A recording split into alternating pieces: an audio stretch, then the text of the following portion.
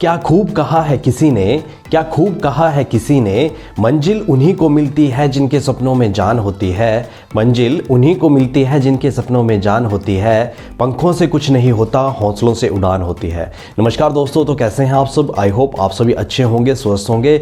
My dear friends, काफ़ी ज़्यादा students के मैसेज आ रहे थे कि सर प्लीज़ हमारा जो क्लास 11th मैथमेटिक्स का टर्म 2 का सिलेबस है वो डिस्कस करो। तो आज की वीडियो काफ़ी ज़्यादा इंपॉर्टेंट होने वाले हैं, क्योंकि आज की वीडियो में मैं डिटेल में डिस्कस करने वाला हूँ क्लास 11th टर्म 2 का मैथमेटिक्स का सिलेबस। और जो भी मेरे चैनल पे पहली बार आए हैं उन सबसे मेरी रिक्वेस्ट है चैनल को जरूर सब्सक्राइब करें और वीडियो के लास्ट तक बने रहें। वीडियो के लास्ट में आप सभी के लिए गुड न्यूज़ है।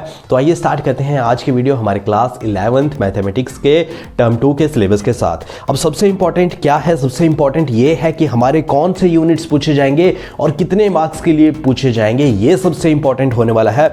तो अगर जल्दी से देखें तो हमारे काफ़ी यूनिट्स इस पेपर में आएंगे। करीबन 5 से 6 यूनिट हमें इस पेपर में देखने को मिलेंगे जो टर्म 2 का पेपर है। और अगर बात करें कि कौन से ऐसे यूनिट्स हैं और कितने मार्क्स के लिए पूछे जाएंगे, तो आप देख सकते हैं कि जो हमारा सेट एंड फंक्शन का जो यूनिट है वो 8 मार्क्स के लिए पूछा जाएगा। जो सेट एंड यूनिट्स का फंक्शन है वो 8 मार्क्स के लिए पूछा जाएगा। और उसके बाद जो अलजेब्रा है, अलजेब्रा की अगर बात करें तो अलजेब्रा जो है वो 11 मार्क्स के लिए पूछा जाएगा।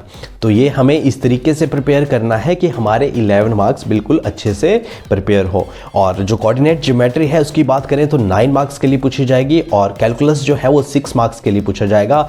स्टैटिस्टिक्स एंड प्रोबेबिलिटी की बात करें तो 6 मार्क्स के लिए पूछा जाएगा। इस तरीके से जो आपका पेपर रहेगा 40 मार्क्स का रहेगा। जो टर्म 1 था आपका वो एक ऑब्जेक्टिव बेस्ड क्वेश्चन पेपर था। अब जो टर्म 2 होगा वो एक सब्जेक्टिव बेस्ड आपका रहने वाला है। तो सबसे इंपॉर्टेंट ये है कि जो हमारे ये यूनिट्स हैं इनके अंदर कौन कौन से टॉपिक कवर होते हैं, ये सबसे इंपॉर्टेंट होने वाला है। तो आप साइड में देख सकते हैं।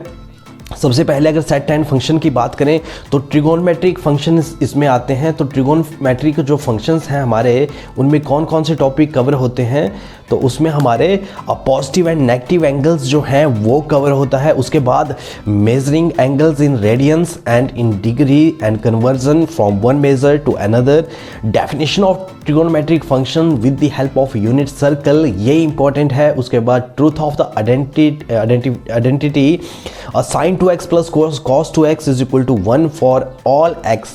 उसके बाद है signs of trigonometric functions, domains and range of trigonometric functions and their graphs. उसके बाद expressing sine x plus minus y and cos x plus minus y in terms of sine x, sin y, cos x and cos y and their simple applications, deducting identities like the following। तो इस तरीके से आपको identities दी जाएंगी।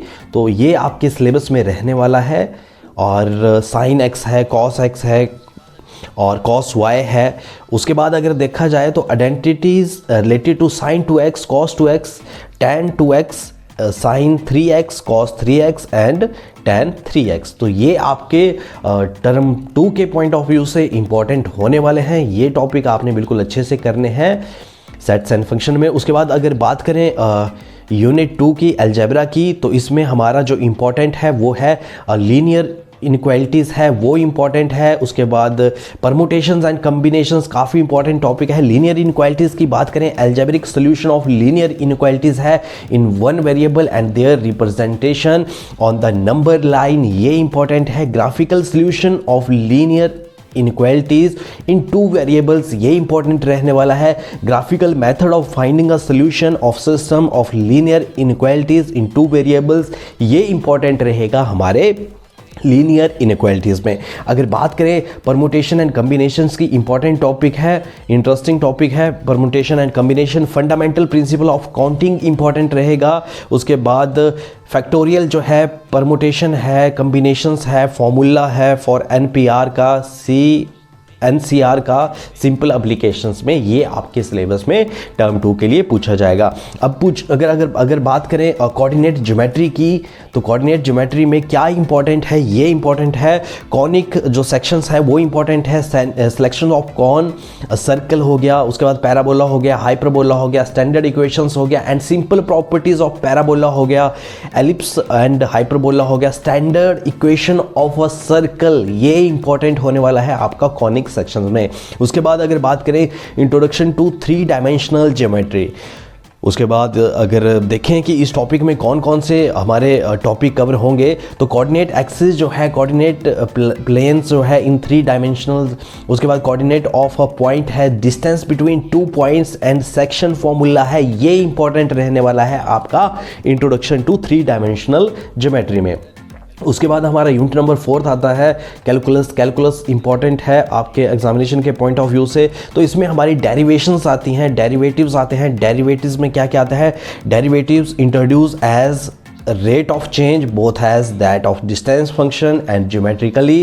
Definition of derivative आता है, relate it to scope of tangent of the curve आता है, derivative of sum आता है, difference product and quotient of functions है, ये आता है। derivatives of polynomial and trigonometric functions जो है ये आपके टर्म 2 के पॉइंट ऑफ व्यू से इंपॉर्टेंट होने वाला है। अगर बात करें स्टैटिक्स एंड प्रोबेबिलिटी की, तो उसमें हमें जो स्टडी करना है वो क्या है? सबसे पहले प्रोबेबिलिटी के बारे में स्टडी करना है। रैंडम एक्सपेरिमेंट्स हैं, आउटकम्स हैं, सैम्पल स्पेसेस हैं, उसके बाद इवेंट्स हैं और नॉट एंड और इवेंट्स हैं, एग्जॉटिव इवेंट्स हैं। उसके बाद मैनुअली अगर बात करें तो मैनुअली एक्सक्लूसिव इवेंट है, प्रोबेबिलिटी ऑफ एन इवेंट है, उसके बाद प्रोबेबिलिटी ऑफ नॉट एंड और इवेंट्स हैं। तो ये सारे हमारे पेपर में पूछे जाएंगे टर्म 2 में। इंटरनल असेसमेंट की अगर बात करें, इंटरनल असेसमेंट जो है वो 10 मार्क्स के लिए है, प्रोडिक्ट टेस्ट पे बेस्ड है। 5 मार्क्स के लिए आपका product test important role play करेगा। उसके बाद जो है वो आपकी मैथमेटिक्स जो एक्टिविटीज़ है, एक्टिविटी फाइल रिकॉर्ड है, term and the assessment of 1 activity and viva जो है वो 5 मार्क्स के लिए कंडक्ट करवाया जाएगा। तो इस तरीके से आपका जो टर्म 2 का सिलेबस है क्लास 11th का मैथमेटिक्स का रहने वाला है। और अब लास्ट में गुड न्यूज़ क्या है? लास्ट में ये गुड न्यूज़ है कि अब आप मुझे टेलीग्राम पे भी ज्वाइन कर सकते हैं। वहाँ पे ज्वाइन करने से क्या बेनिफिट रहेगा? वहाँ पे ज्वाइन करने से आपको जो मेरे नोट्स हैं वो रेगुलर बेसिस पे मिलते रहेंगे और आने वाले टाइम में भी मेरी कोशिश यही रहेगी कि मैं रेगुलर बेसिस पे आपके लिए एक अच्छा कंटेंट लेके आऊँ ताकि आपकी ज़्यादा से ज़्यादा हेल्प हो सके। तो लास्ट में अगर वीडियो अच्छी लगी तो वीडियो को लाइक, शेयर और कमेंट जरूर करें, चैनल को सब्सक्राइब करें। Thank you.